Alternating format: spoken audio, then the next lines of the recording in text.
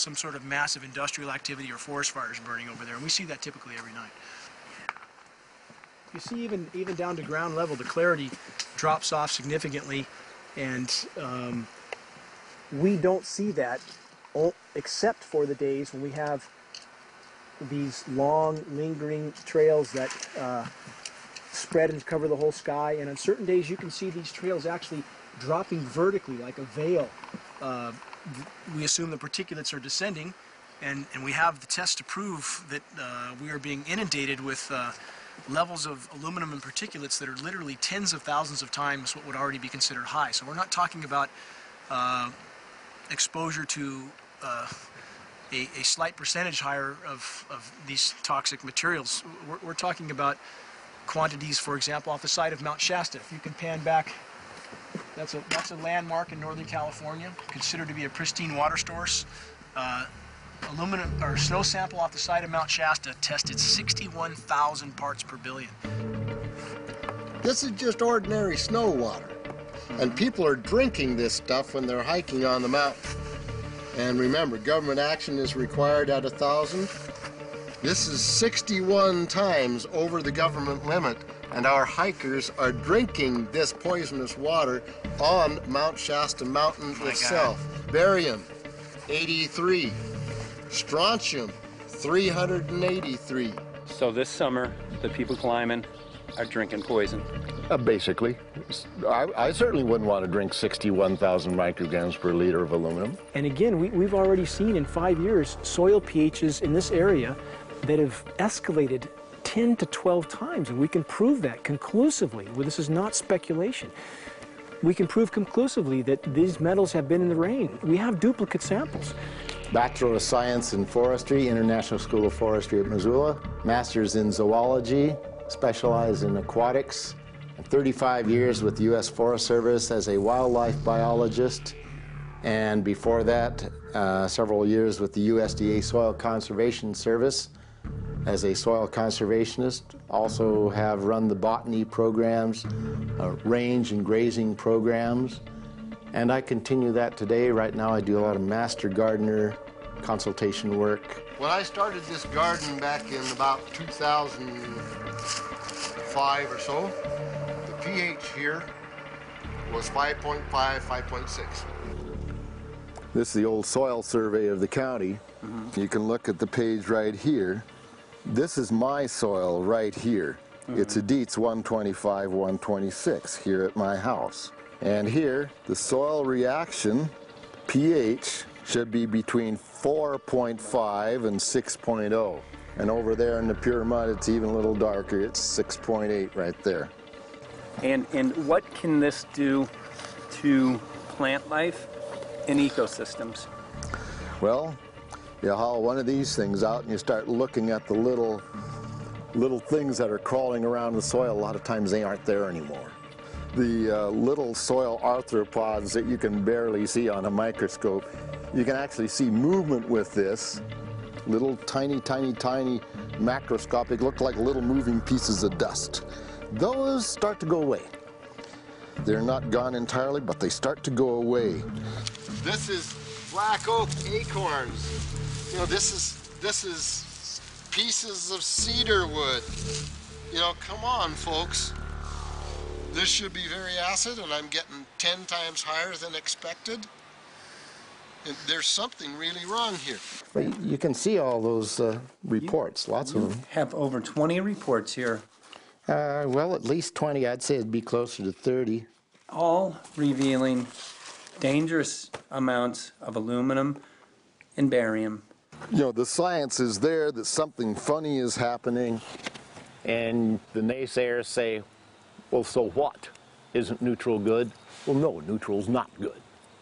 Neutral is not good. If your soil is supposed to be 5.6, it should stay 5.6 if you want the forest to be healthy. And if you want to grow a good garden, you have to keep your pH around 6.0, 6.5.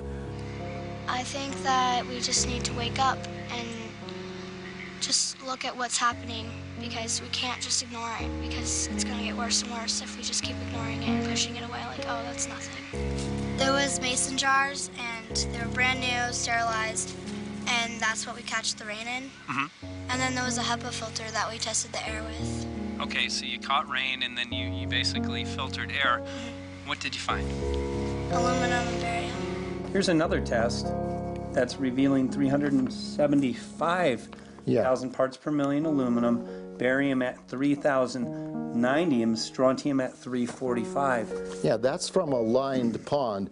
With EPDM fish-safe pond liner, there is no chemicals, manufacturing materials at all in that pond liner that's available to the aquatic life. It's designed for that purpose.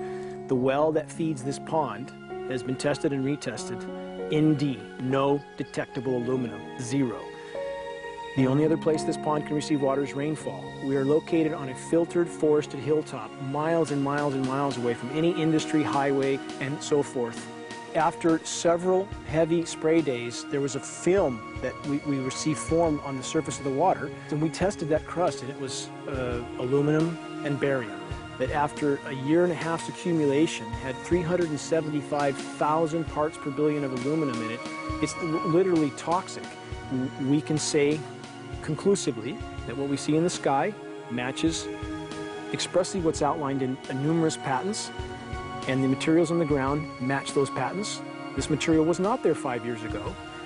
It is a recent phenomena in the quantities it's in. It has escalated in some cases 50,000% in 5 years in the case of aluminum. From our original baseline reading of 7 parts per billion, which was already high, it has escalated up to 50,000% in 5 years. And we've seen profound changes in that time. Dr. Leonard Time, PhD in chemistry, I cross-checked with him, and he says the oxides of aluminum, barium, and strontium will drive your pH into the coastal, from an acid soil like this up into the neutral. There's no question about it. And that's exactly what you see happening. Wow. I have a doctorate in inorganic chemistry from Oregon State University, in which I was working with different metals and oxidation states, and then did a postdoctorate work at Brandeis, where I was working stabilizing off oxidation states of different metals. The goal is to sort of figure out how everything fits in the dynamic equilibrium of life. I was working with Francis up in Mount Shasta, and he showed me some rainwater analyses that had to do with levels of aluminum, strontium, and barium in the atmosphere. So I feel the major toxin in these chemtrails is the aluminum. And from the levels we were looking in at Mount Shasta, this is totally, totally unacceptable. When you get to metals and biological systems, you're no longer talking about the bulk aluminum that people think about when they're drinking from soda pop cans and that. So once it gets to the aluminum oxide stage, it just forms a plaque within your arteries and shuts down life. When you take elements that normally aren't out in the environment and you start putting them in the environment, it raises some serious red flags.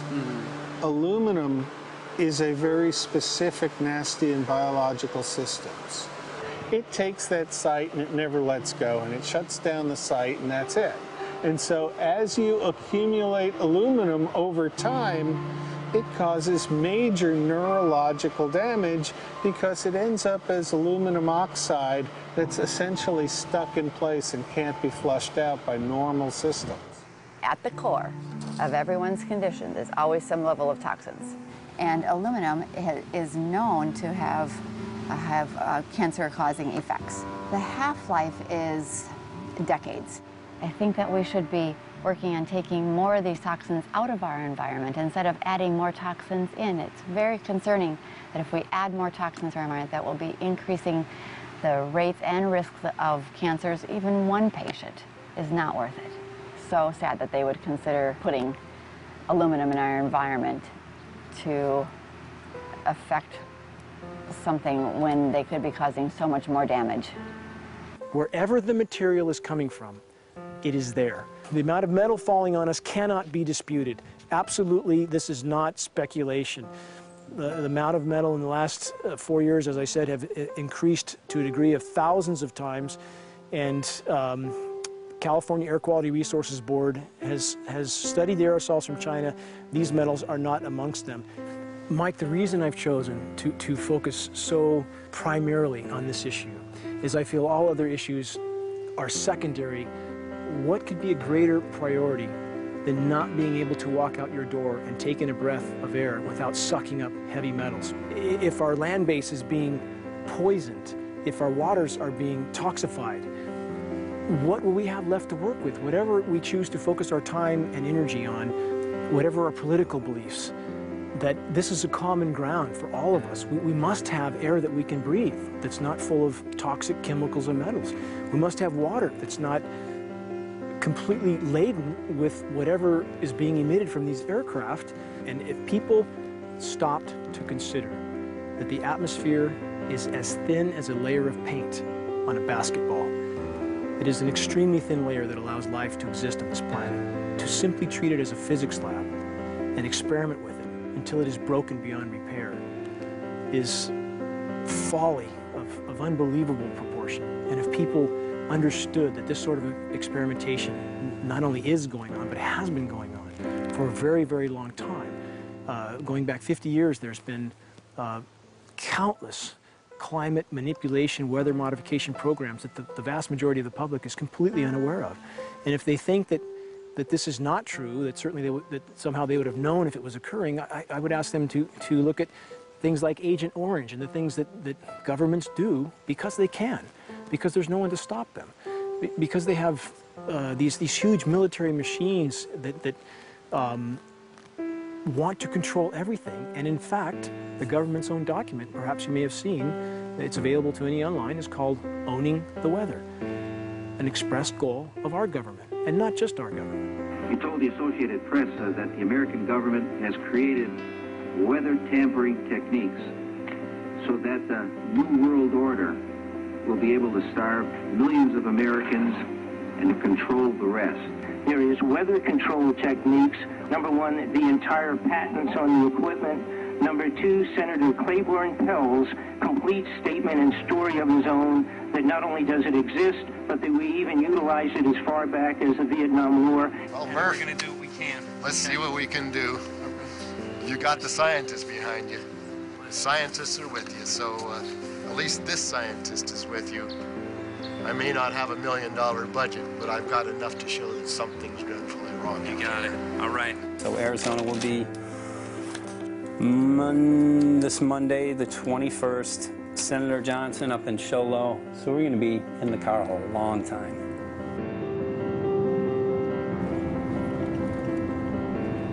Well, it is such a pleasure. This is such an excellent place back here, I'm telling you, Michael. But you know what? We love it. It's so private and it's so quiet and peaceful. And please come in. My name is Karen Johnson. I served in the Arizona State Legislature for 12 years. I was in the House for 8 of those years and in the Senate for 4 of those years. When you see a plane fly overhead, there's a trail that leaves the end of that plane, and it goes from one horizon all the way to the other as the plane flies across, and it begins to filter out and cover more and more of the sky in kind of ripples. It widens out and fills the whole sky. I mean, how could anybody think that that was the case? And then to live and to be underneath that and know that whatever is in that is falling down upon you and upon your animals and upon the earth. And I mean, it's frightening to me. And if people don't start really waking up and facing the fact that we've got people that are doing terrible things to us, and we had better wake up and fight back now. I mean, I'm the mom of 11 kids. I've got 35 grandkids. I mean, I've got a stake in this. I care about what is going to be left for my children. I care about it, and I'm extremely worried about what is going to be left to them.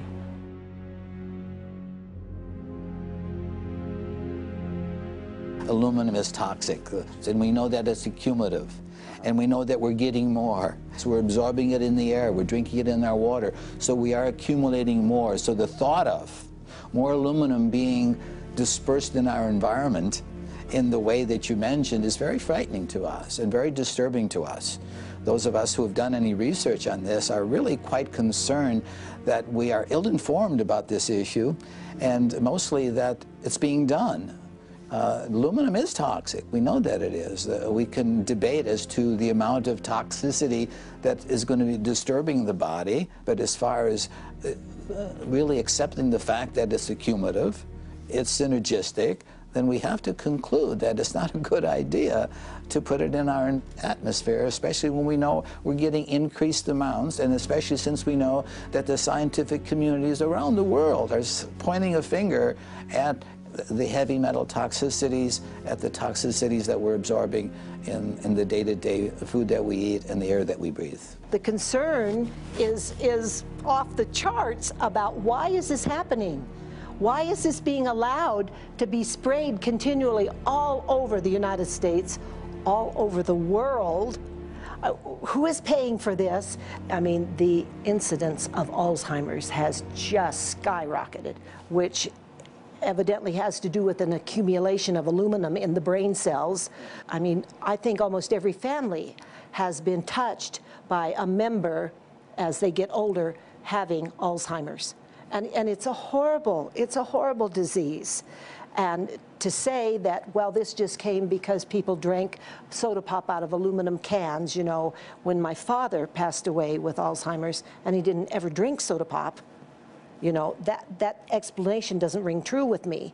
And so I'm wondering, how much did this chemtrail spraying back in the Illinois area affect him? Aluminum and fine metal is an accelerant. Our friend who's a firefighter up in Pine, Arizona for 20 or 30 years says that the wildfires now that they're fighting are way beyond anything they've seen before in intensity.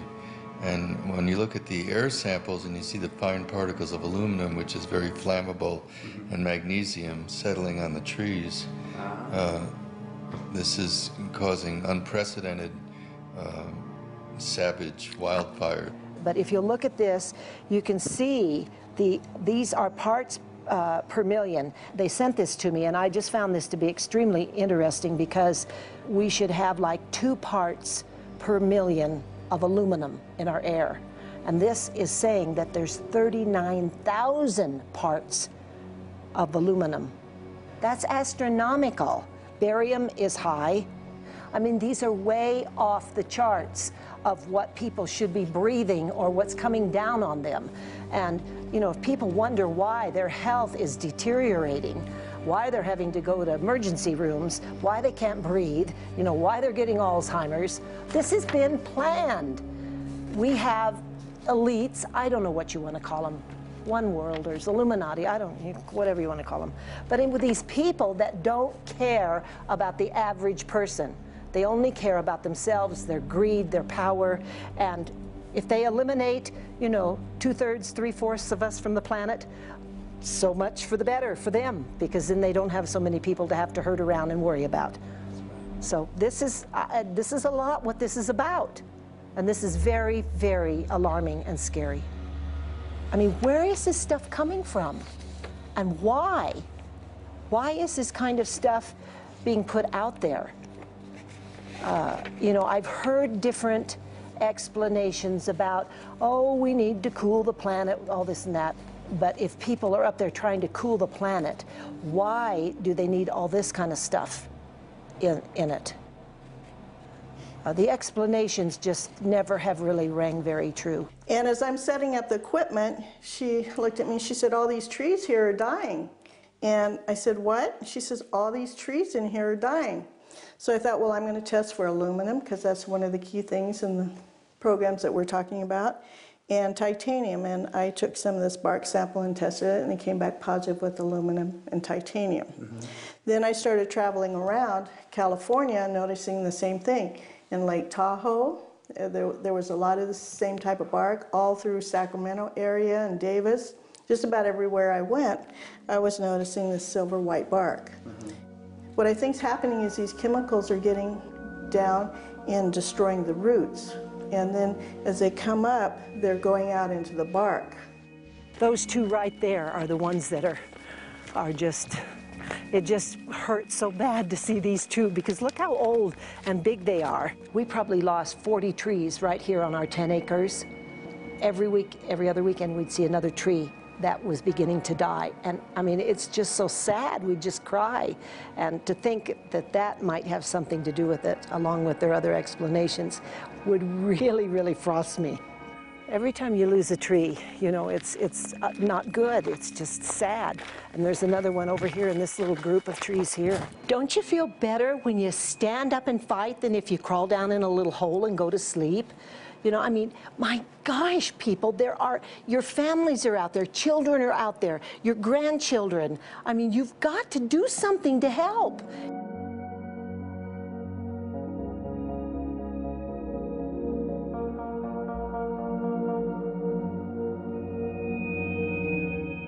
My greatest hope is to get people to question, and hey, if they don't wake up while we're there, I'm hoping to plant some seeds. We're going to the most beautiful place on the planet, Hawaii, to see what's going on, collect some data.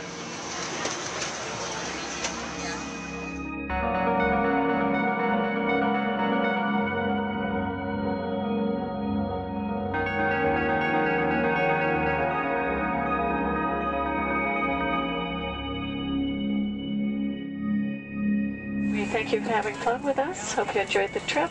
Have a great vacation and welcome home if you're lucky enough to live here. Thank you.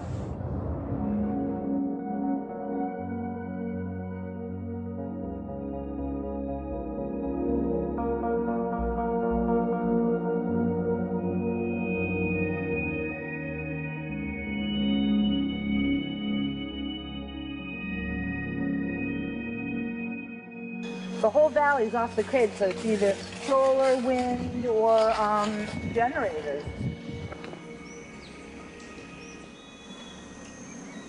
Look at this, man. Yeah, the mind can't even conceive of a dream of this. Right. Yeah, right. Even coming here, and one would never think, you know, in paradise that it's getting destroyed. And they're doing it island style. They do it off the island, right? They do it off the island, so they don't, you know, you don't see the chemtrail airplane. The theory is that they're spraying the ocean, offshore, and it's coming in on the... And it's coming in. Now these are coming from the west. They're also spraying on both sides today. A lot of this stuff is actually chemtrails coming this direction. There's material that's blocking. We should be able to see to the horizon, you know, where the Earth curves, because we're high enough and we have the ocean, right? So we should be able to see. We should be able to see the Big Island. It's only 30 miles away. And you can see it's not a blue sky behind it. That's the key. It's all, you know, has that kind of weird looking blue, like silver blue, I call it. And this is a nice day. You know, there's no more blue sky. The night, we're gonna look at the stars at night, and it's like, you'll see, you can count them. There's so few stars at night now. There should be hundreds of thousands of stars, and I can count the stars. There's like one here, and one planet here. It's like, you might see, some nights you'll see 100, some nights you'll see 10. This is what concerns me, this kind of stuff right here. It's just soft. Okay. This just comes right off, this bark. That's not natural. For I've seen hundreds of thousands of coconuts, and I've never seen it falling apart like that. Look at this, you guys. I've never seen anything like this. I used to trim trees all the time in the Big Island. I've never seen anything like that. That's why I'm concerned. Not an easy task that you have here on the island. I could see the skepticism because it is so far beyond anybody's reality. It's amazing. It's just amazing to